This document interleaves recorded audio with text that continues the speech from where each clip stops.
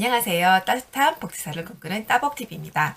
오늘은 지난 시간에 이어서 우리 복지관에서 어떠한 내용으로 실습을 진행하는지에 대해서 말씀드리려고 해요. 제가 우리 복지관에서 10가지 내용으로 실습을 진행한다고 했는데 지난번에 5가지를 말씀드렸어요. 복지관 소개, 프로그램 참여와 진행, 사례관리, 프로그램 개발과 평가, 또 지역어던센터 이렇게 말씀드렸는데요. 오늘은 나머지 5가지에 대해서 말씀드릴게요. 6번째로 진행하는 실습 프로그램 내용은 심리상담실이에요. 우리 복지관에는 심리상담사가 되고 싶어하는 그런 실습생도 가끔씩 있어요. 우리 복지관은 2008년부터 심리상담실을 운영하고 있는데요. 다양한 심리 검사도 하고 또 그에 따른 해석도 하고요. 또 상담도 하고 또 모래놀이 치료나 미술 치료 같은 치료도 진행하고 있어요. 실습생들은 이제 심리상담실에 가보면 굉장히 되게 좋아해요. 왜냐면 심리상담실이 굉장히 좀 따뜻하고 포근한 그런 인테리어가 되어 있고요. 또 애들이 한 미술 작품도 많이 전시가 되어 있고, 미술놀이 치료 때 쓰이는 피겨들도 있어요. 근데 피겨들이 너무너무 귀엽고 예쁘게 생긴 것들도 많거든요. 그런 것들을 보면서 좀 동심으로 많이 돌아간 것 같더라고요. 그래서 이 푸근한 이미지, 따뜻한 이미지와 그런 막 아이들이 작품 이렇게 보면서 실습생들이 굉장히 마음이 편안해지는 것을 많이 봤어요. 또 이 심리상담실에서 저희가 MBTI 검사도 실습생들에게 해요. 그러면 이 MBTI를 통해서 자기 이해도 하고 또 다른 사람 이해도 하고 또 복지관 이제 프로그램 진행하면서 또 프로그램 대상자에 대한 이해를 하다 보니 좀 많이 도움이 됐다고 하더라고요. 7번째로 저희가 복지관 실습할 때 다루는 내용은 복지관의 운영에 대한 부분이에요. 복지관은 크게 운영부서와 사업부서가 있어요. 제가 이제 속한 곳은 사업부서인데요. 그러면 운영부서는 뭘 하냐? 이 복지관 사업이 잘 진행될 수 있도록 이제 운영하는 역할을 해요. 그래서 복지관 직원들을 뽑기도 하고 복지관 직원들을 교육시키기도 하고 연수도 보내고 뭐 그런 일도 하고요. 또 복지관 시설이나 차량도 관리해요. 복지관에 뭐 물이 새는 곳은 없는지, 뭐 너무 덥거나 춥지는 않은지, 주차장 상태는 괜찮은지, 엘리베이터는 괜찮은지, 너무 노후되지는 않았는지, 차량 보험은 들었는지, 뭐 차량이 뭐 이렇게 고장난 곳은 없는지 이런 것들을 다 관리해요. 또 예산도 관리하죠. 만약에 제가 복지관 사업비로 뭐 예를 들어 긴급지원 사업부다 하면은 긴급지원 사업비가 얼마 필요한데 그것을 그 대상자한테 입금을 해야 하잖아요. 그런 것들도 관리하고 또 이게 복지관 지출을 하면 그 수입 원천은 어디서 빼야 하냐. 뭐 예를 들어 아까 긴급지원 서비스라고 했으면 그게 뭐 복지관 후원금에서 나가야 하냐, 법인 전입금에서 나가야 하냐, 뭐 이런 것들을 다 총괄적으로 담당하고요. 복지관 예산이 전체적으로 지금 어떻게 진행되고 있는지 이제 보는 역할을 또 하죠. 그래서 복지관 운영 부서가 역할이 잘 이제 안 되면 복지관 시설도 엉망이 되고 복지관 살림살이도 엉망이 돼서 복지관 그 사업의 질에도 영향을 당연히 미칠 수밖에 없어요. 여기에 운영부서는 타기 간의 뭐 네트워크도 하고 다른 이제 지자체와의 관계도 많이 담당하고 있어서 이런 소소한 것들까지 하면 굉장히 업무가 많이 있어요. 또 실습생들은 아직 직장 생활 안 해봤기 때문에 행정 절차도 좀 어려워하는 경우가 많이 있어요. 그래서 저희가 이번 시간에 그런 행정 문서를 어떻게 만들고 발송하고 보관하는지도 같이 배워요.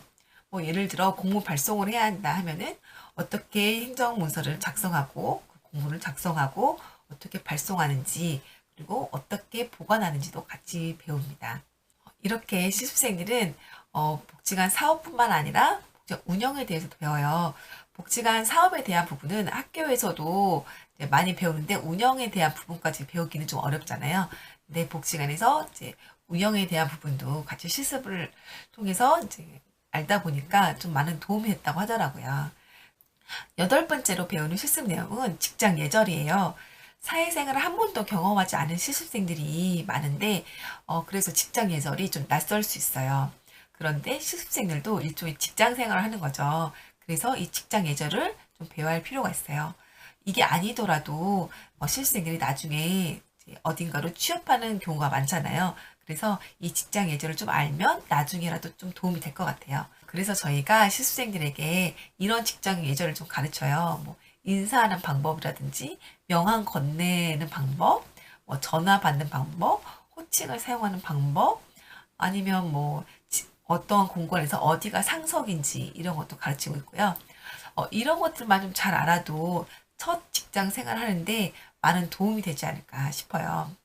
저는 개인적으로 이제 이런 것들을 모르고 취업을 했는데, 처음에는 정말 좀 낯설었어요.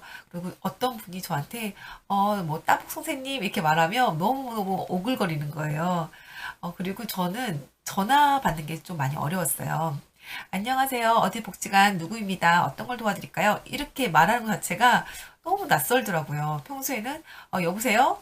이렇게 그냥 받고 아니면 발신 번호가 뜨니까 왜 전화했어? 막 이런 식으로 그냥 받았는데 여기에서는 격식을 갖춰서 내가 우리 복지관의 대표라는 생각으로 이제 대해야 하잖아요. 이런 것들이 좀 어려워서 나중에는 제가 막 매뉴얼도 만들어서 그걸 보고 공부하기도 하고 했었는데 아무튼 그만큼 직장 예절이 좀 중요하고 어렵다는 부분이에요. 그래서 이런 것들을 좀 습관화하고 내재하면 좋겠다는 생각으로 저희가 실습 때 이러한 실습 내용으로 실습생들에게 가르치고 있어요. 아홉 번째 실습 내용은 다른 기관에 방문하는 거예요. 우리 복지관이 종합복지관이라 그런지 아니면 학교에서 실습을 한 번만 해서 그런지 첫 실습지가 우리 복지관인 경우가 굉장히 많이 있더라고요. 그런데 사회복지 영역이 굉장히 넓잖아요. 뭐 크게는 뭐 정책, 행정, 실천 이렇게 나눌 수 있고 이 제가 아는 실천 분야도 뭐 아동, 청소년, 노인, 장애인 부류 등 굉장히 많아요. 저는 실습생들이 우리 복지관뿐만 아니라 다른 기관도 좀 이제 방문해서 어떤 일을 하는지 좀 알면 나중에 사회복지하는데 도움이 되겠다 싶어서 그런 다른 기관에 좀 방문하는 편이에요. 실습 기간 중에 한 두 곳 정도 방문하는데요. 제가 방문하는 곳은 크게 세 가지 부류로 나뉘어요. 그 중에서 두 곳을 방문하는 거죠. 첫 번째로 제가 이제 생각하는 부류는 우리 복지관을 운영하는 법인이에요. 실습생 중에 우리 복지관 법인을 보고 실습하는 그런 실습생들도 간혹 있고요. 또 우리 복지관의 사업은 법인 차원에서 진행하는 것도 꽤 돼요. 그렇기 때문에 이제 법인에 가서 설명을 들으면 아, 복지관이 이렇기 때문에 이런 사업을 진행하는구나라고 알 수도 있어요. 또 뭐 법인에서는 복지관과 다르게 어떠한 일을 하는지도 알 수 있고요. 그런 점에서 또 실습생들이 법인 가면 많은 것들을 배워오더라고요. 두 번째로 제가 기관법만 하는 부류는 노인복지관이나 장애인복지관 같은 다른 실천 분야의 기관이에요. 실습생 중에는 저처럼 자신의 적성에 맞는 대상이 있을 거예요. 그러면 그 해당 기관이 궁금할 수도 있겠죠. 그래서 제가 장애인 복지관이나 뭐 노인 복지관에 가보는 것인데 또 그 기관에 가면 그 장애인이나 노인 특성에 맞게 기관을 지어놓은 경우가 많아요. 그걸 보고 또 실습생들이 많은 것들을 배울 수 있을 것 같고요. 거기 있는 프로그램들을 보면서 저도 많이 배우고 저도 우리 복지관에서 어떤 것을 좀 해봤으면 좋겠다 하고 배워가고 또 실제로 적용한 것도 또 있어요.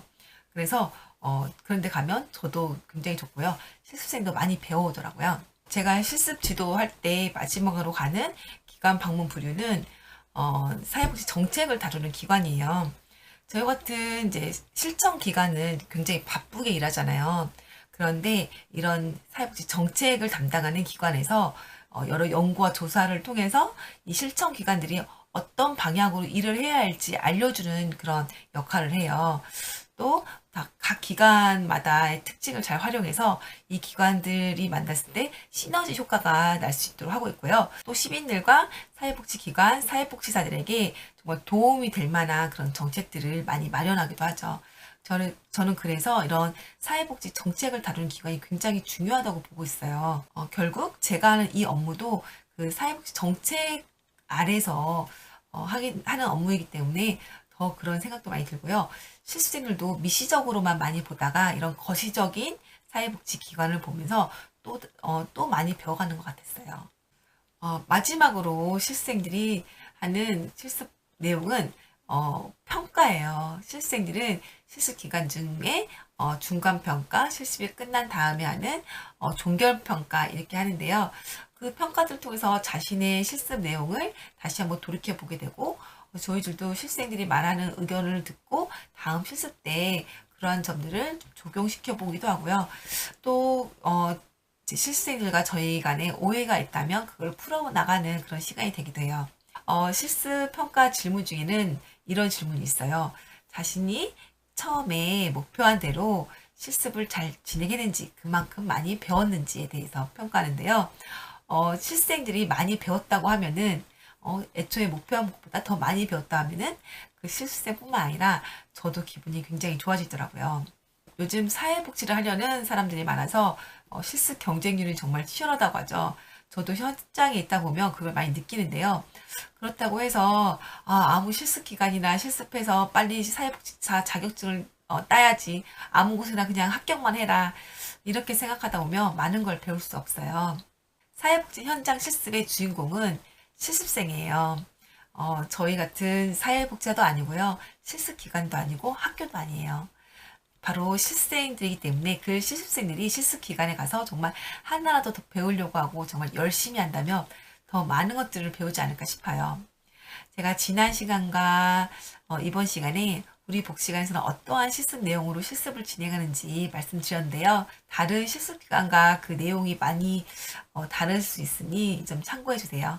그러면 오늘 여기까지 하고요. 다음 시간에 또 뵙는 걸로 할게요. 오늘은 이만 안녕.